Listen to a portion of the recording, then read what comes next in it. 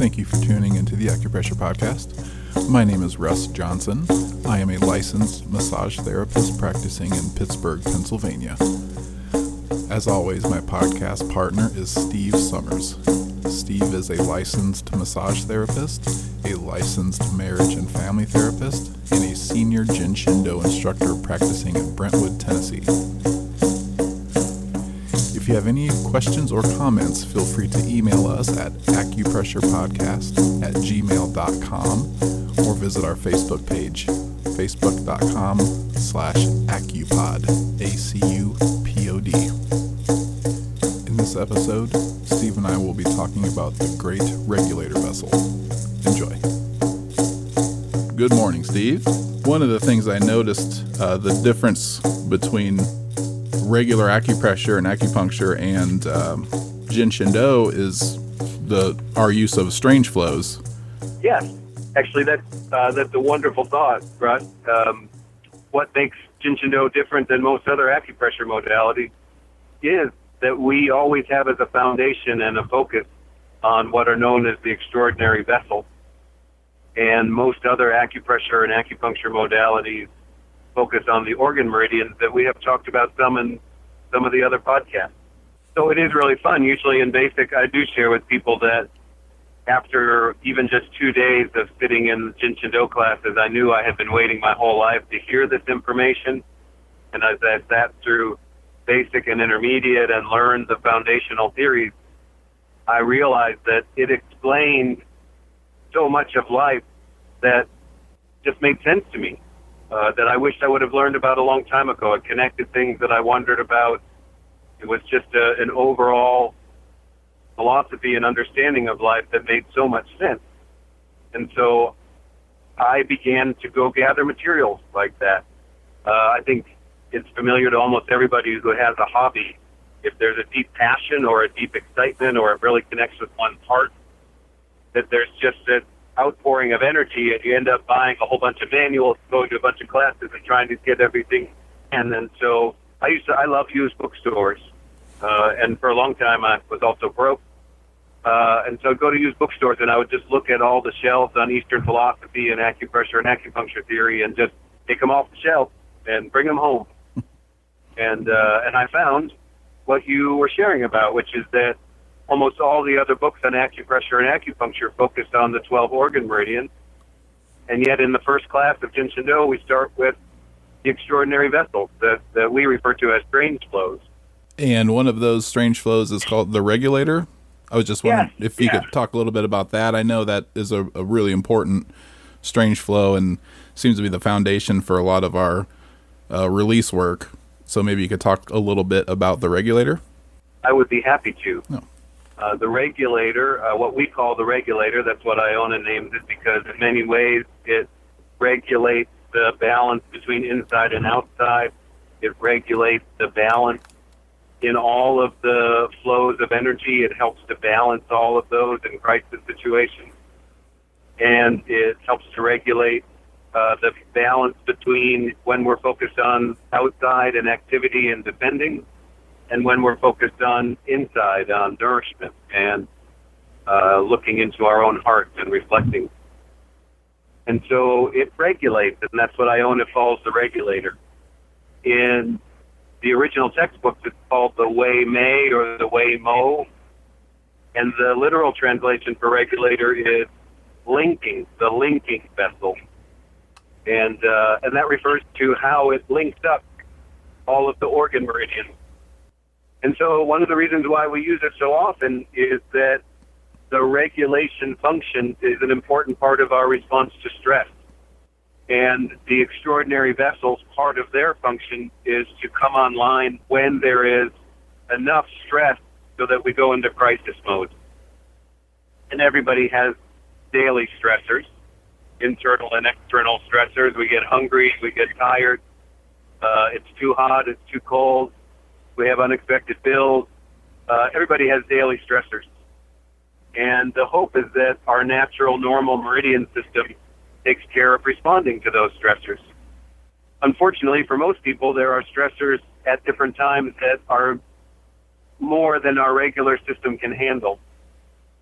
And the acupressure theory says at that time, these strange flows, these extraordinary vessels come online to help us in a crisis reestablish homeostasis. So the fun thing is that we can say, when I'm working with Chinchando, when I'm in doubt, I work the regulator, because I believe everyone's had times in their life where their stress has been so big that just regular, normal stress response isn't enough. And in the last class, we talked about how working the regulator is like dredging the canal. The regulator is like canals that have been built in our body to handle in crisis times where there's too much energy or not enough.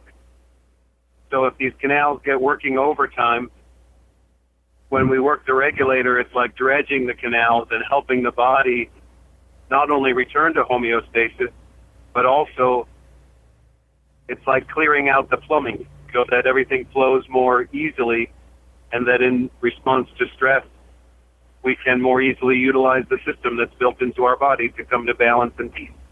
I can tell you a story if you'd like. That would be great. So really early in my acupressure career, I was working with a client, and she had just returned from Thanksgiving vacation with her family. And she had not visited her family for about 15 or 20 years, and there was an abuse history, and her family was, the best way to describe is that her family was dysfunctional, and there was dysfunctional relationships and some neglect and violence, and a common story to a lot of people that find Chinchando helpful. Just actually a common story to a lot of people. And we all know what it's like. They made tons of movies about it. We laugh about it. What it's like to go home for the holidays is kind of stressful. And so she got on my table. It's maybe the sixth or so session that I had worked with her. And she started telling the story of how stressful it was and how resentful and how angry and how difficult it was to listen, and how she didn't really know if she just wanted to get through it and be okay, or if she wanted to try to defend her life or talk about some of the painful things that had happened or tell the truth. And she began to tell the story as I began to do the regulator. And she went through this story for about 40 or 45 minutes, just talking about the stress and the resentment and the sadness about the separation.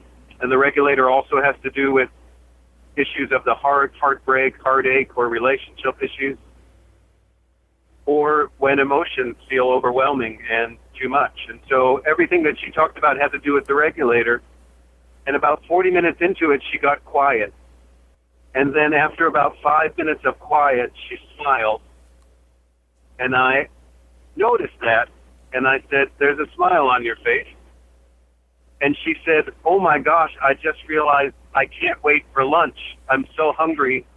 I want to go to my favorite salad bar and get a really nourishing lunch." And I laughed with her. She said she hadn't really been hungry for several days. And inside, I thought, oh my gosh, that's such a wonderful thing. My clients teach me more about the theory than the theory does. Because the regulator is all about the balance between defending and nourishing, outside and inside. And all of her energies had gone to the outside to protect herself, to defend herself, to relate with her family. And then when we dredged to those canals, when we opened that space and allowed the energy to move, she got naturally hungry. She was really hungry and wanted nourishment and wanted to nourish herself. Oh, wow. And it was such a beautiful example of exactly what the theory says. And I love when that happens. The clients don't know the theory, but they teach it to me, and they repeat exactly what it shares in the books. And it's such a wonderful experience, and that was a great way to begin my practice, was to deeply experience the value of the regulator in such an early session. You were talking about the stressors of being at home, and that brings to mind one of my favorite Ram Dass quotes, where he said, "If you think you're enlightened, go home for a week." Exactly.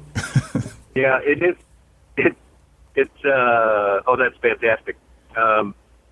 Yes, so many times around the holidays, that's what we get to spend our time on as practitioners, is helping people walk through family time. And I have some clients who come home from their family vacations and say, "Oh my gosh, that was wonderful. My family is such a wonderful family, and I feel so good when I visit home." And that's about 5% of my clients. And the rest of them say, like many people I know, "Well, that was hard. I'm so glad to not have to be with my family every day now for a little while." You know, it's funny you say that, because I've been dealing with that maybe for the past 2 weeks or so, people coming home from a family vacation and they're coming in going, "Oh, I'm so glad to be back." Yes. So Ram Dass is very, very wise. Yes, he is. You think you're enlightened, spend some time with family. There's another story that I love from the book called A Path with Heart, Jack Kornfield. And he described spending many years traveling and, much like a monk, spending time in monasteries and meditating and working with teachers and feeling very, very at peace. And then he comes home to spend time with his family in New York City and finds exactly the same thing, that he can very easily be at peace when he's meditating with a teacher and has a very simple life. But coming home to the relationships of his family, he found himself craving food and feeling resentful and all those things that he thought he had let go of. What is that quote that it's like, before enlightenment, chop wood, carry water; after enlightenment, chop wood, carry water?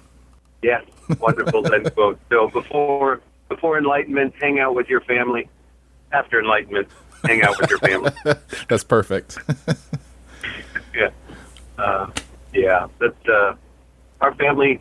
What great teachers our families are. A friend of mine, he was in acupuncture school, and he said that on his first day, he said to look around and find the person that for no reason at all that you just don't want to be around. He said that person's going to be your biggest teacher this entire time. Wow. That's great advice. Yeah. I appreciate that. All right, Steve. We walk through the same thing. Yes, please. I hope you have a wonderful weekend. Thank you so much for taking the time, Russ, and for all the work that you do to make this happen. Oh, absolutely. That's my pleasure, and I just look forward to talking with you every time we speak, and thanks for your time, and drive safely. And thank you. Until the next time. Please visit our Facebook page at facebook.com/Acupod, ACUPOD. I just want to thank everyone for their continued support, and if you have any questions or comments, feel free to email or post on our